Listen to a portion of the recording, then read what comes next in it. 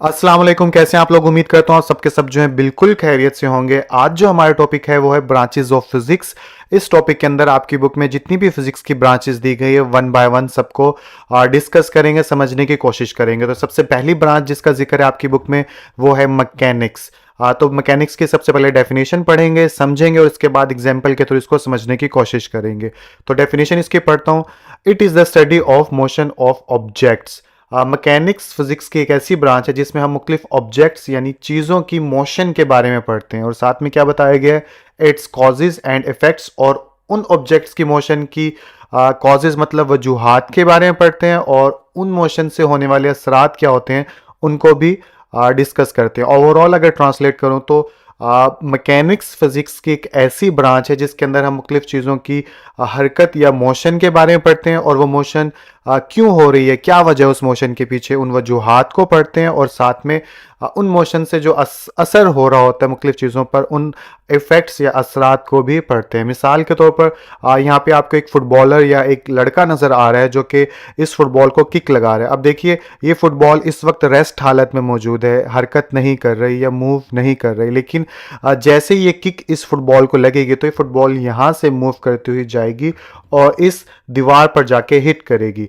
तो अब according to mechanics या मैकेनिक्स की वजह से हम मैकेनिक्स के अंदर हम ये पढ़ते हैं कि ये फुटबॉल यहाँ से यहाँ पर क्यों गई, ये भी हम इसके अंदर पढ़ते हैं क्या वजह थी। ऑब्वियसली बात है किक लगी थी, लेकिन ऑब्वियसली तमाम जितनी भी वजूहात सिर्फ फुटबॉल की बात नहीं हो रही। मिसाल के तौर पे इंसान ज़मीन के ऊपर हरकत कर रहा है, गाड़ी रोड के ऊपर चल रही है, तो जितनी भी मोशंस हो रही हैं इनकी वजूहात तो है ना कोई मुख्तलिफ किस्म की, तो उन वजूहात को पढ़ते हैं। और ठीक इसी तरह ये फुटबॉल जब इधर से जाके इस दीवार पर लगेगी तो इस दीवार के ऊपर इस फुटबॉल का असर क्या होगा। इसी तरह गाड़ी रोड के ऊपर चल रही होती है तो उसके रोड के ऊपर असर क्या हो रहा होता है या मुख्तलिफ चीज़ों पे असर क्या हो रहा होता है। आप ज़मीन के ऊपर चल रहे हैं तो उससे असर क्या पैदा हो रहा होता है। तो ओवरऑल आई होप आप लोगों को समझ में आ गए होगी कि चीज़ें हरकत क्यों करती हैं, कैसे करती हैं और उनकी हरकत का असर किस किस चीज़ पर क्या पड़ता है। तो ये सब इस तरह की मालूमात जो है हम मोशन के बारे में मैकेनिक्स जो ब्रांच है फिजिक्स की उसके अंदर पढ़ते हैं। तो आई होप मैकेनिक्स आप लोगों को समझ में आ गई होगी। तो अब हम अगली ब्रांच की बात करते हैं जो कि है हीट। हीट की डेफिनेशन देख लेते हैं। तो it deals with the nature of heat. Heat physics की एक ऐसी ब्रांच है जिसमें हम नेचर ऑफ हीट यानी हीट की नेचर के बारे में पढ़ते हैं। मूड्स ऑफ ट्रांसफ़र, मूड्स का मतलब क्या होता है, तरीके होते हैं कि हीट एक जगह से दूसरी जगह किस तरह से ट्रांसफ़र होती है, वो भी इसके अंदर हम पढ़ते हैं। और इसके अलावा इफ़ेक्ट्स ऑफ हीट, मुख्तलिफ चीज़ों पर हीट का क्या असर होता है, वो भी इस ब्रांच के अंदर हम पढ़ते हैं। तो ओवरऑल पता क्या चला, हमें पता ये चला कि हीट फिज़िक्स की एक ऐसी ब्रांच है जिसके अंदर आप क्या पढ़ोगे, जिसके अंदर आप ये पढ़ोगे कि हीट बेसिकली हीट की नेचर क्या है, हीट किस तरह से एक जगह से दूसरी जगह ट्रांसफ़र होती है और हीट का मुख्तलिफ बॉडीज़ के ऊपर क्या असर होता है। तो ये तो ट्रांसलेशन हो गई, आई होप समझ तो आपको आई होगी। लेकिन कुछ कॉन्सेप्ट्स पर बात करते हैं, जैसे कि मिसाल के तौर पर सबसे पहला सवाल आप लोगों के माइंड में आना चाहिए कि हीट किसे कहते हैं। तो बेसिकली हीट के बारे में मुख्तसरन बताऊं तो हीट एक ऐसी फॉर्म ऑफ एनर्जी है जो कि एक बॉडी से दूसरी बॉडी के अंदर ट्रांसफ़र होती है। मिसाल के तौर पर दो चीज़ें पड़ी हैं, एक ठंडी है और एक गर्म है। तो जैसी दोनों चीज़ों को आपस में मिलाओगे तो गर्म चीज़ जो है वो ठंडी चीज़ को आहिस्ता आहिस्ता गर्म करना शुरू कर देगी। तो बेसिकली हीट एक ऐसी फॉर्म ऑफ एनर्जी है, जैसे कि आपको यहाँ पे नज़र आ रहा है कि नीचे आग जल रही है, ऊपर बर्तन है, तो बेसिकली ये आग जो है गर्म कर देगी बर्तन को और बर्तन के अंदर मौजूद चीज़ को। तो हीट क्या है, हीट एक एनर्जी की किस्म है जो कि चीज़ों को गर्म करती है, एक जगह से एक चीज़ से दूसरी चीज़ के अंदर दाखिल हो जाती है। तो आई होप हीट समझ में आ गई होगी आप लोगों को। दूसरा लफ्ज़ आप लोगों को इरिटेट कर रहा होगा, नेचर ऑफ हीट। ये क्या होता है? तो बेसिकली इस दुनिया में हर चीज़ की एक नेचर होती है। मिसाल के तौर पर आप एक पौधे को ज़मीन में दबा दें और आहिस्ता आहिस्ता जब वो उसकी नेचर क्या होगी, पौधा आहिस्ता आहिस्ता बड़ा होना शुरू हो जाएगा और फिर दरख्त की शक्ल इख्तियार कर लेगा, क्योंकि बढ़ना या ग्रो करना जो है पौधे की नेचर है। ठीक इसी तरह हवा की नेचर क्या होती है कि हवा जब चलती है तो मुख्तलिफ चीज़ों को साथ मूव करवाती है, हरकत करवाती है, ये उसकी नेचर है। इसी तरह हीट की भी नेचर होती है। वो क्या होती है कि कोई भी चीज़ अगर गर्म है तो वो अपने आसपास वाली चीज़ जो भी उससे कांटेक्ट में या टच में आएगी उसको गर्म करना शुरू कर देगी। एक तो मिसाल ये हो गई कि ये हीट की नेचर होती है। दूसरी आप ये समझ लो कि हीट एक ऐसी फॉर्म ऑफ एनर्जी है जो कि मुख्तलिफ चीज़ों के टेम्परेचर को बढ़ा देती है। अगर आग के ऊपर आप अपना हाथ लेकर जाएंगे तो आपकी बॉडी के अंदर जो एटम्स हैं उनकी मूवमेंट बढ़ जाएगी और आपकी बॉडी जो है जलना शुरू हो जाएगी, उसका टेम्परेचर बढ़ा देगी। तो बेसिकली जलाना जो है मुख्तलिफ बॉडीज़ का टेम्परेचर इंक्रीज़ करना जो है ये हीट की नेचर है। तो I hope nature of heat आप लोगों को समझ में आ गया होगा। इसके अलावा मोड्स ऑफ ट्रांसफ़र हीट किस किस तरह से मूव करती है, तो 3 तरीके आपको इस पिक्चर में नज़र आ रहे हैं कि कन्वेक्शन, कंडक्शन और रेडिएटर यानी रेडिएशंस। इन 3 तरह से हीट एक जगह से दूसरी जगह मूव करती है। बाकी आगे जाके चैप्टर में आप लोगों को ये पता चलेगा कि किस किस तरह से इन 3 तरीकों के अंदर हीट कैसे मूव करती है, लेकिन मुख्तसरन हीट इन 3 तरह से मूव करती है। और साथ में हीट का इफ़ेक्ट्स वो तो आप लोगों को पता चल गया कि हीट किसी भी बॉडी का टेम्परेचर को बढ़ा देती है, उसकी शक्ल चेंज कर देती है। जैसे एक इंसान को, जैसे हिंदू लोग जो हैं वो आग लगाते हैं जब बॉडी को, तो वो बॉडी जो है बिल्कुल उसका असर क्या होता है बॉडी के ऊपर हीट का कि वो बिल्कुल उसे राख के अंदर, ऐश के अंदर कन्वर्ट कर देती है। ठीक इसी तरह कागज़ को भी वो ऐश के, राख के अंदर कन्वर्ट कर देती है। लोहा है, लोहा को सुर्ख करके नरम कर देती है। तो ये सारे असरात होते हैं हीट के। बाकी वक्त के साथ साथ आप लोग ये समझ जाएंगे। तो बेसिकली हीट फिज़िक्स की कौन सी ब्रांच आपको पता चल गया, किन किन चीज़ों को स्टडी करते हैं, इफ़ेक्ट्स को, ट्रांसफॉर्मेशन को और खुद हीट को स्टडी करते हैं इस ब्रांच के अंदर। तो इसके बाद जो है हम जिस ब्रांच के बारे में बात करेंगे उसका नाम है साउंड। तो सबसे पहला सवाल ये पैदा होता है हीट की तरह कि साउंड किसे कहते हैं। तो बेसिकली वैसे तो साउंड चैप्टर के अंदर आप इसे अच्छे से समझ सकते हैं, लेकिन यहाँ पर अगर कोशिश करूँ तो आप ये समझिए सादा लफ्ज़ों में, साउंड एक ऐसी फॉर्म ऑफ एनर्जी या फिर वाइब्रेशंस किसे कहते हैं, जैसे इसके माउथ से ये जो वेव्स निकल रही है आप इन्हीं को वाइब्रेशन समझ लीजिए फिल वक्त। तो आप क्या समझेंगे साउंड किसे कहते हैं। साउंड ऐसी वाइब्रेशंस या ऐसी फॉर्म ऑफ एनर्जी होती है जो कि हवा की वजह से एक जगह से दूसरी जगह मूव करती है और हमारे एयर या हमारे कान जो है उस फॉर्म ऑफ एनर्जी को सुन पाते हैं और हमारा माइंड उसको समझ पाता है कि हमें क्या कहा जा रहा है। मिसाल के तौर पर जब मैं इस वक्त बोल रहा हूं तो मेरे लिप्स से जो आवाज़ निकल रही है वो हवा की मौजूदगी की वजह से जो है हवा के मॉलिक्यूल्स की वजह से वो मेरे साउंड एनर्जी जो है वो हरकत कर रही है और माइक के अंदर जाकर रिकॉर्ड हो रही है। ठीक इसी तरह मोबाइल पर अगर आप ये वीडियो देख रहे हैं तो मोबाइल के स्पीकर से वो वाइब्रेशंस या एनर्जी रिलीज हो रही है, निकल रही है और मोबाइल के आसपास जो हवा के मॉलिक्यूल्स हैं उन मॉलिक्यूल्स की वजह से आपके कान तक पहुंच रही है और आप उस फॉर्म ऑफ एनर्जी को सुन पा रहे हो, समझ पा रहे हो। तो साउंड बेसिकली क्या हुआ, एक फॉर्म ऑफ एनर्जी हुआ जो कि किसी भी मीडियम या फिर कह लो कि हवा की वजह से एक जगह से दूसरी जगह मूव कर पाती है। ठीक है, अब इसके डेफिनेशन को हम पढ़ते हैं और समझने की कोशिश करते हैं। तो डेफिनेशन के अंदर वो ये बोल रहा है, it deals with the physical aspect of sound waves. Sound physics की एक ऐसी ब्रांच है जिसके अंदर हम फिजिकल एस्पेक्ट के बारे में पढ़ते हैं साउंड वेव्स के। तो सबसे पहला सवाल ये पैदा होता है कि सर फिजिकल एस्पेक्ट क्या होता है। तो देखिए फिजिकल का मतलब ये होता है कि कोई भी चीज़ एग्जिस्ट करती है, मौजूद है और हम अपने सेंसेस के थ्रू से ऑब्जर्व कर पा रहे हैं, तो उसे बोलते हैं फिजिकल।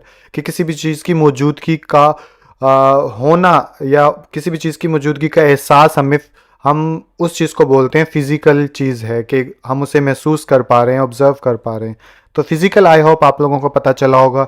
एस्पेक्ट का मतलब होता है फीचर्स, पार्ट्स, किसी भी चीज़ के ऐसे हिस्से, ऐसी किसी भी चीज़ की ऐसी खसूसियात कि जिससे उस चीज़ के बारे में हम पता चला रहे हो। मिसाल के तौर पर फिजिकल एस्पेक्ट का मतलब ये भी हो सकता है कि हम किसी चीज़ के बारे में या किसी भी चीज़ को इस तरह से मुख्तलिफ रुख से बयान करें कि आपको वो चीज़ समझने में आसानी हो।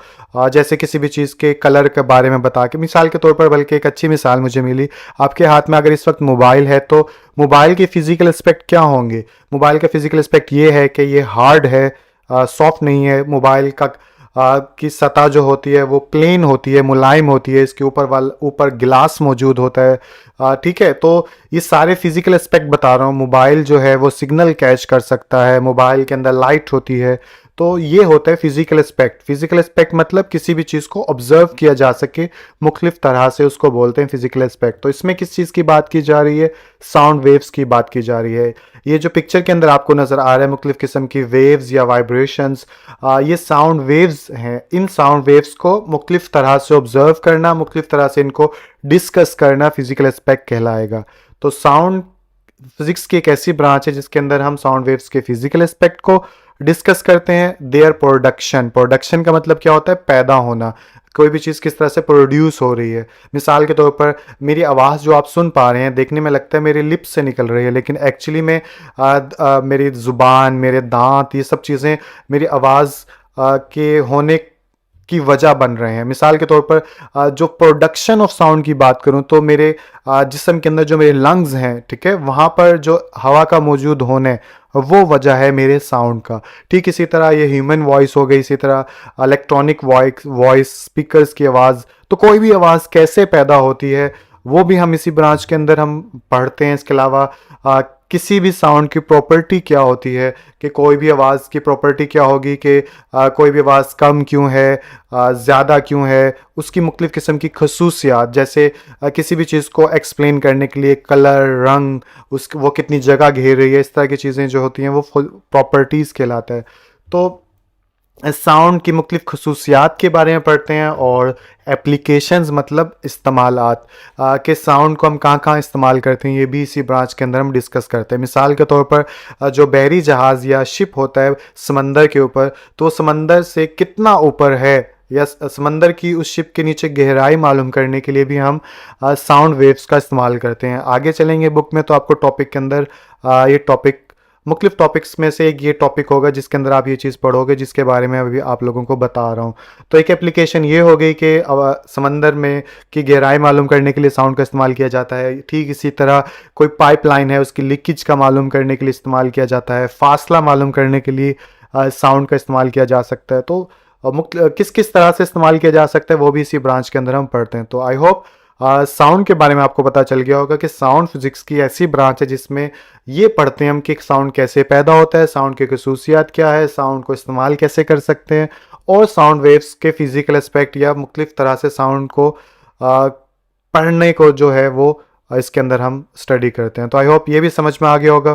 तो अगली ब्रांच हमारे सामने है ऑप्टिक्स। अब पहला सवाल यहाँ पर यही पैदा होता है पिछले ब्रांचेस की तरह कि लाइट या ऑप्टिक्स कहते किसको हैं। तो अभी मैं लाइट के बारे में डिटेल नहीं बता सकता क्योंकि ये अलग से कॉम्प्लिकेटेड टॉपिक है काफ़ी, लेकिन जर्नल आप समझें पिछले ब्रांचेस की तरह, तो जैसे साउंड और हीट एनर्जी की किस्म थी, ठीक इसी तरह लाइट भी एक एनर्जी की किस्म है जिसकी मदद से हम मुख्तलिफ चीज़ों को देख पाते हैं। ठीक है, तो ये एक जर्नल सा इसका आइडिया हो गया। वरना आगे चलेंगे, जैसे आपको ये नज़र आ रहा है कि बल्ब यानी कि लाइट सोर्स है, यहाँ से रोशनी बल्ब से पैदा हो रही है, तो आगे आपको पता चल रहा है ये मुख्तलिफ़ किस्म की इलेक्ट्रोमैग्नेटिक वेव है। आगे जाके आपको पता चलेगा इलेक्ट्रोमैग्नेटिक वेव्स या इलेक्ट्रोमैग्नेटिक स्पेक्ट्रम होता है, जिसके अंदर से उस स्पेक्ट्रम के अंदर ख़ास वेवलेंथ वाली वेव्स होती हैं जिनको इंसानी आँख देख पाती है, उन्हीं को लाइट कहा जाता है। खैर ये आगे की बातें हैं, अभी से इन चीज़ों को आप नहीं समझ सकते।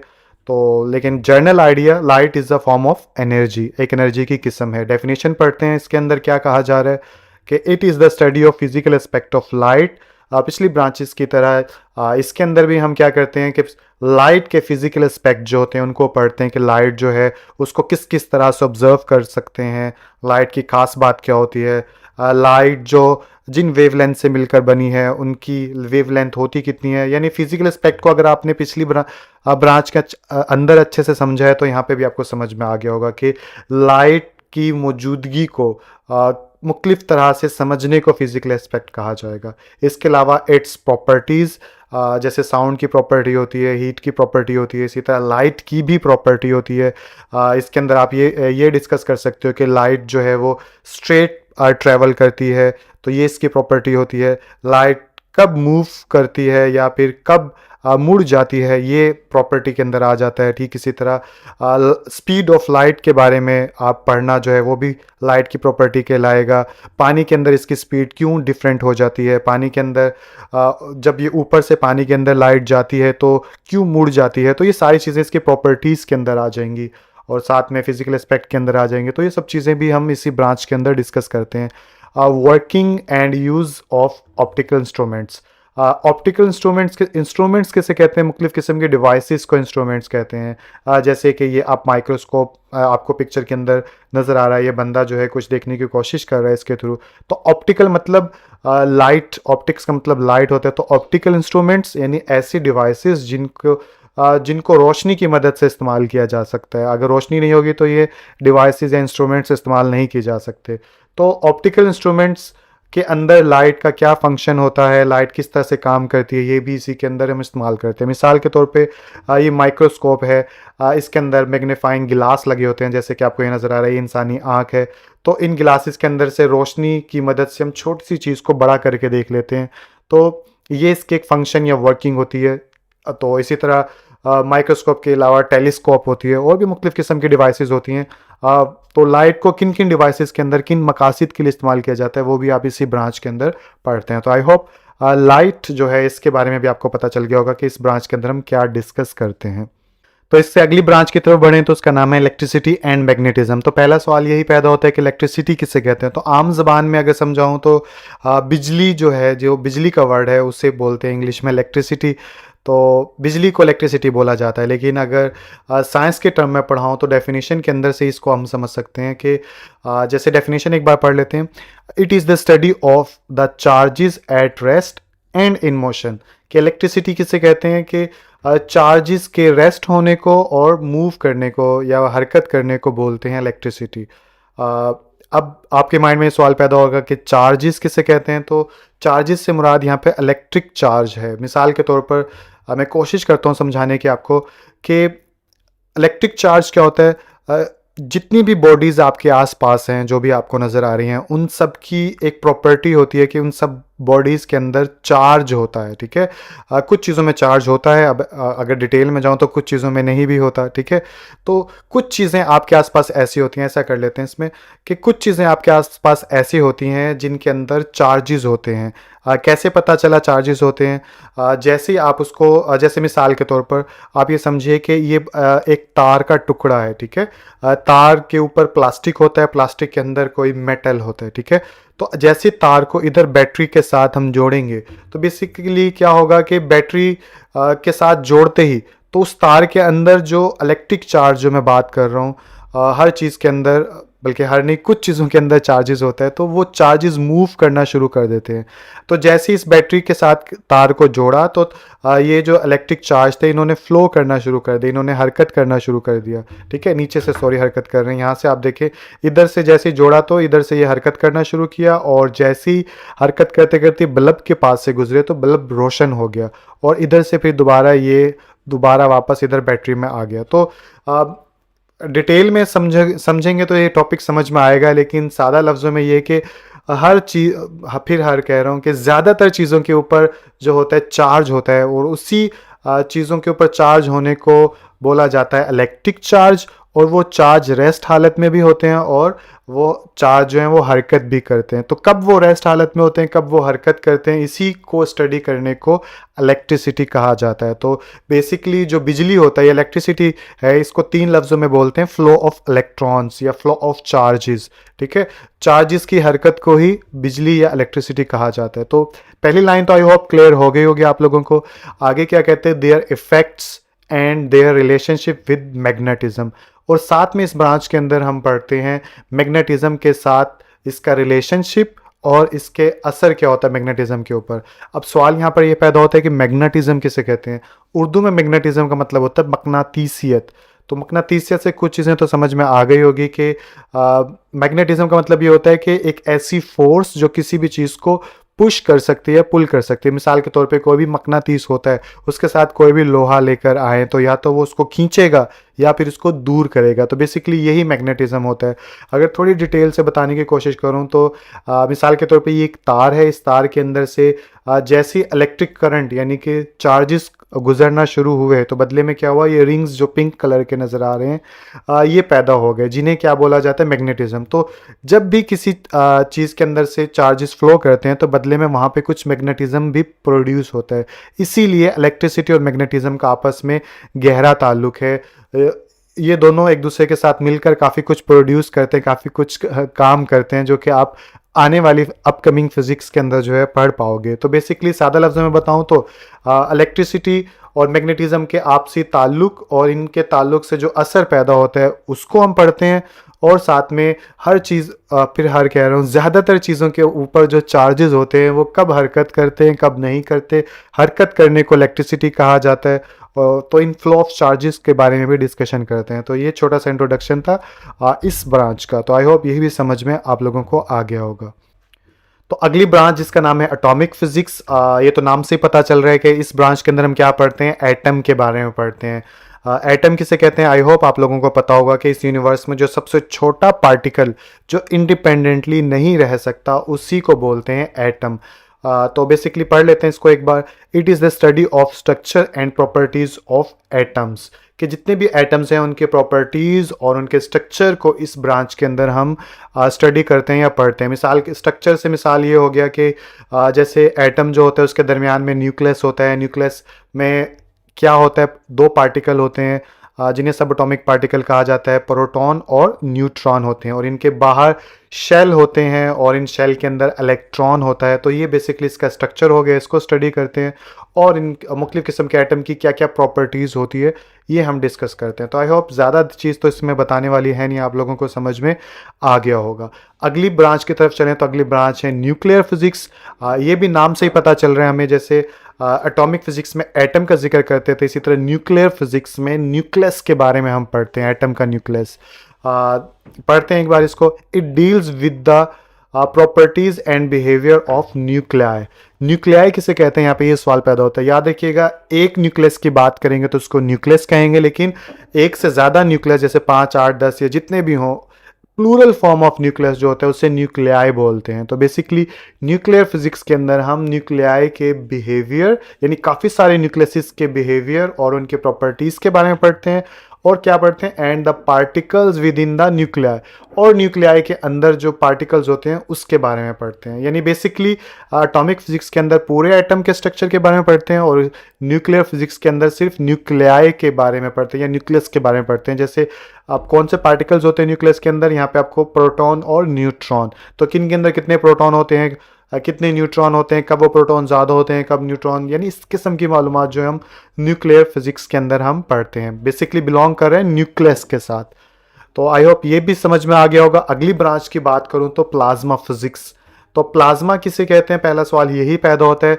तो आप लोगों को स्टेट्स पता होंगी कि सॉलिड की कि मैटर की स्टेट्स कौन कौन सी होती है, सॉलिड होती है, लिक्विड होती है, गैस होती है। इसी तरह एक और स्टेट होती है जिसे प्लाज्मा कहा जाता है। इस स्टेट की खास बात क्या होती है कि मैटर जैसे लिक्विड के अंदर जो है वो फ्लो कर सकता है, बह सकता है, गैस के अंदर वो नज़र नहीं आता, इधर उधर मूव करता है। इसी तरह प्लाज्मा के अंदर मैटर जो होता है वो आयंस की हालत में पाया जाता है। आयन किसे कहते हैं, किसी भी एटम से जब कोई इलेक्ट्रॉन निकल जाता है तो उसे आयन बोलते हैं। तो जितना मैटर होता है प्लाज्मा फॉर्म के अंदर वो आयोनिक स्टेट के अंदर होता है। तो इसी स्टेट को डिस्कस किया जाता है फिजिक्स की इस ब्रांच के अंदर जिसका नाम है प्लाज्मा फिजिक्स। अब एक बार इसको पढ़ लेते हैं। It is the study of production properties of ionic state of matter, यानी कि प्रोडक्शन मतलब बनना, कि ये स्टेट ऑफ मैटर कैसे बनती है ये हम इसके अंदर पढ़ते हैं, इनके प्रॉपर्टीज़ पढ़ते हैं, और इसी को फोर्थ स्टेट ऑफ मैटर भी कहा जाता है। तो आई होप ये ब्रांच भी आप लोगों को समझ में आ गई होगी। तो लास्ट में हमारे पास है जियो फिजिक्स। इसके अंदर क्या कहा जा रहा है, it is the study of internal structure of the earth. जो ज़मीन जिसके ऊपर हम रहते हैं इसके इंटरनल मतलब अंदरूनी स्ट्रक्चर कैसा होता है। जैसे इसके सबसे ऊपर सरफेस जिस पे हम रहते हैं उसके नीचे क्या मौजूद होता है, क्रस्ट, उसके नीचे मेंटल, उसके नीचे आउटर कोर, उसके नीचे इनर कोर। तो इन सब चीज़ों के बारे में हम पढ़ते हैं फिज़िक्स के अंदर, उसको बोलते हैं जियो फिज़िक्स। तो फाइनली ये लास्ट ब्रांच थी। अब आई होप आप लोगों को ये तमाम ब्रांचेस जो है वो अच्छे से समझ में आ गई होगी। फाइनली जाने से पहले यही बोलूँगा, अगर आप लोगों को ये वीडियो अच्छी लगी है तो इस वीडियो को लाइक करिए, अपने दोस्तों से शेयर करिए, और अगर आप चाहते हैं मैथ, इंग्लिश या साइंस से रिलेट वीडियोस इस तरह की मिलती रहें आपको, तो आप मेरे चैनल को सब्सक्राइब कर लीजिएगा। और जाने से पहले यही कहूँगा, थैंक्स फॉर वॉचिंग। वीडियो देखने के लिए शुक्रिया। अपना बहुत बहुत ख्याल रखिएगा। अल्लाह हाफिज। अगर तुम लोग नए हो तो सब्सक्राइब करो, वो जो लाल वाला बटन है उस पर कुछ भी फेंक के मारो, ये माइक फेंक के मारो, ये कैमरा फेंक के मारो, मैंने उल्टा बोल दिया लेकिन मुझे फर्क नहीं पड़ता है, बस सब्सक्राइब करो, मुझे नहीं पता।